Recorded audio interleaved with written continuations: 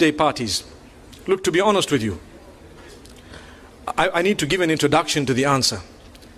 Islam is a religion I have chosen, you have chosen. Have you chosen it? We've chosen it. Is it from you or from Allah? Are you happy that it's from Allah? So if the dunya tells you something and Allah tells you something else, does it make, or which one is more important, the first or the second? What Allah has said.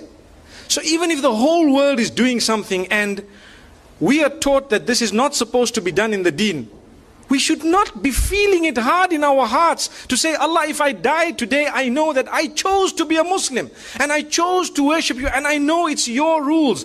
You know, it's so difficult today to talk because you're talking to a secular world, and sometimes they will pick on a small point of yours and they will make it a big issue for nothing, but not realizing that we do believe you are free to choose whether you're a Muslim or not. But the fact that you chose you're a Muslim, you are not free to change Islam. That's what we're saying. You cannot come and say, no, you know what, Islam needs to be modified. Well, then tell yourself you're a modified Muslim. Someone says, are you a Muslim? Say, no, I'm a modified Muslim, you know.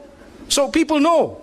But if you want to call yourself a Muslim, you've surrendered. So you need to know there are certain things that people might say, and you might think, oh, this guy is backward, man. How could he say that, you know? But it's because it's not from me or my pocket. My children would like to also go to birthday parties and celebrate and so on. I sit them down and I explain to them what the candles are all about. Do you know what the candles on a birthday party are all about? In ancient Europe, when the winters were so bad that people used to go into literal hibernation to keep themselves warm in whatever way they had. And when they would come out, they would count the dead. Did you know that?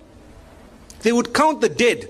And in order to celebrate the fact that those who are alive have passed through the winter and survived and fought nature, which means nature came to kill us in the form of cold, and because we fought nature and we stayed alive, now we need to defy it by blowing out candles. So they would put how many ever candles of their age and blow them out to show we can defy it.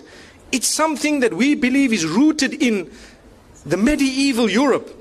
And it comes with its own satanic origins and so on. But people today say, what's wrong? What's wrong? I'm blowing the candles.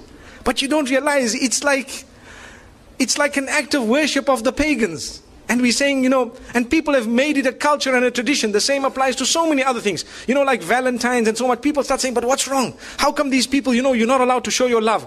Well, to be honest, we are being fooled by believing that, you know what, you need to celebrate the fact that you're 1 year older by throwing a big party, everyone must come, but you don't know that now you're closer to your grave, for example. Or there are more responsibilities on your shoulder. I'm not saying that when your age turns that you must not make dua to Allah, Ya Allah grant me a good age and so on. But firstly, we have a Hijri calendar. Secondly, these teachings are foreign to Islam. They are actually incorrect, invalid. But they come from Allah, not from me, not from you. If I had it my way and you had it your way, we would be throwing parties because our kids put pressure on us, so do mine. But we have to speak to them, address them, try and explain to them, and, you know, get to the origins of it. The sad reality is people take part wholesale. So they'll tell you, but they did it. But these people did it. That's the peer pressure. Sadly, we're living in an age, al-qabidu ala dinihi kal-qabidi ala jamr. A person who wants to hold fast to the deen is someone similar to he who is holding fast to, you know, a red hot coal, for example.